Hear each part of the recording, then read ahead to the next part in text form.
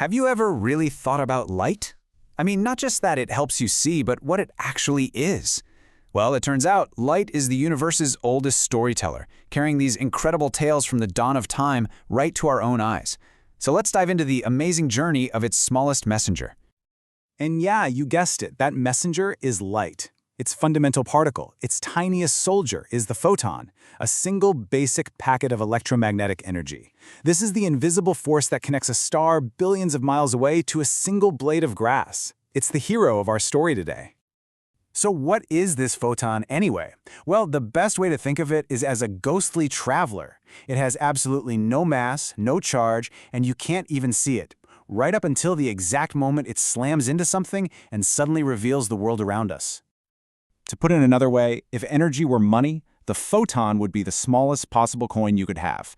And this tiny, tiny coin is responsible for, well, just about everything.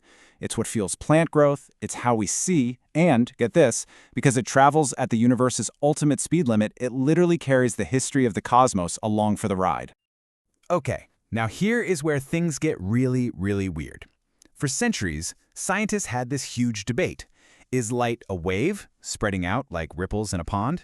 Or is it a stream of tiny particles, kind of like little bullets? The answer, bizarrely, is it's both. This mind-bending idea is called wave-particle duality. As a photon travels through the vast emptiness of space, it acts just like a wave, spreading out, moving forward. But the second it arrives at its destination and interacts with matter, it hits like a particle, delivering a single, concentrated punch of energy. So the crucial takeaway here is this. The photon is both the traveler and the cargo it's carrying. It's like this perfect dragon egg, right? It journeys across the universe on cosmic currents as this ethereal wave, but then it lands and delivers a solid, powerful payload of energy exactly where it's needed. And you know, not all photons tell the same story. Their energy level determines their wavelength, and that places them on this huge spectrum. Low-energy photons with really long, lazy wavelengths, those are the radio waves that carry our music. High-energy photons with short, frantic wavelengths are gamma rays. They tell stories of violent cosmic explosions. And the visible light our eyes can see, that's just a tiny, tiny sliver right there in the middle of it all. Every photon's journey has to start somewhere. For the light that reaches us, that origin story begins in the most extreme place imaginable, the core of our sun. Down there, under just crushing pressure and heat, hydrogen atoms fuse into helium, and in the process, they release a tremendous burst of energy as a brand new photon. But here's the great cosmic irony. The moment it's born, this particle, the fastest thing that can possibly exist, gets stuck. It's completely trapped. The sun's core is so unbelievably dense that the photon can't go more than a fraction of an inch before it's absorbed by an atom and then spat back out in a totally random direction. This random walk means that what should be an instantaneous trip takes, on average, 40,000 years. 40,000 years. I mean, just let that sink in. A single photon of sunlight hitting your face today began its journey out of the sun's core long before any recorded human history. So after its 40,000-year ordeal, the photon finally reaches the sun's surface. And now, its patience pays off. With the vacuum of space stretching out before it, it is finally unleashed, accelerating instantly to its famous unmatched speed.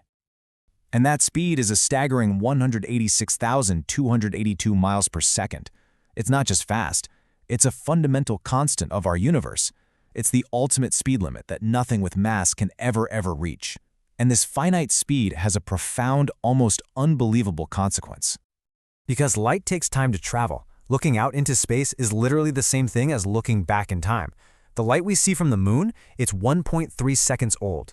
The light from our nearest star system, Alpha Centauri, is over 4 years old.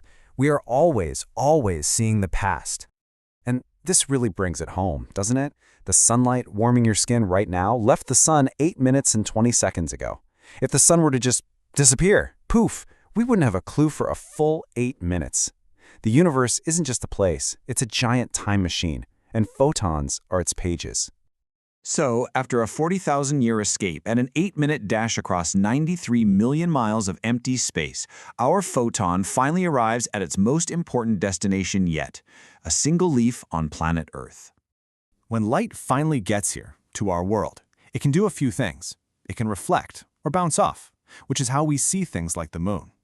It can refract, or bend, like when light passes through water droplets and makes a rainbow. Or, and this is the most important one for life, it can be absorbed. But here's a fascinating bit of irony for you. A leaf's chlorophyll is fantastic at absorbing red and blue light for energy, but it's terrible at absorbing green light. So what does it do? It just reflects the green photons away, right into our eyes.